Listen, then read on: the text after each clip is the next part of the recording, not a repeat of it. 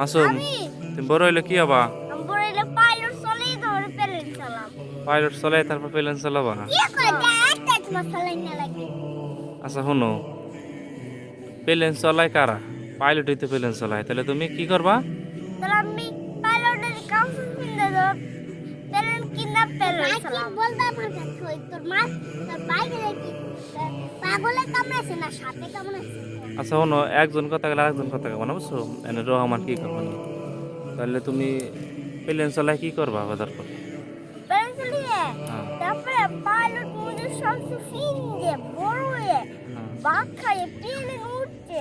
তোর মানুষ প্লেনে হ্যাঁ, উড়াইয়ে চলাইয়ে ঢাকা শহরে নিয়ে যাও।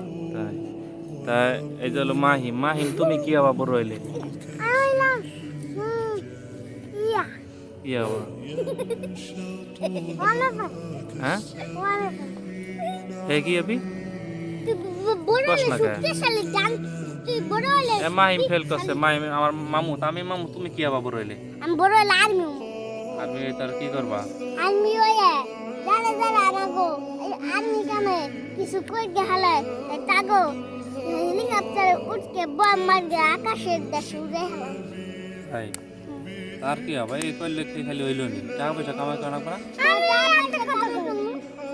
জাগো জাগো দৌড়গে সবিতা আটকে রাখুন। তারা তারা আমাকে টাকা দিবে। টাকা দিয়ে আমরা খরচ করবো।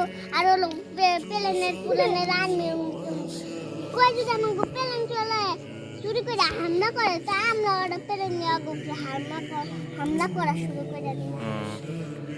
তাহলে তোমরা তিনজন কি বন্ধু নি? তিন বন্ধু? আমি একটা কথা কই। ক কি কথা কবি? না আমি হেলিকপ্টার হয়ে তারপর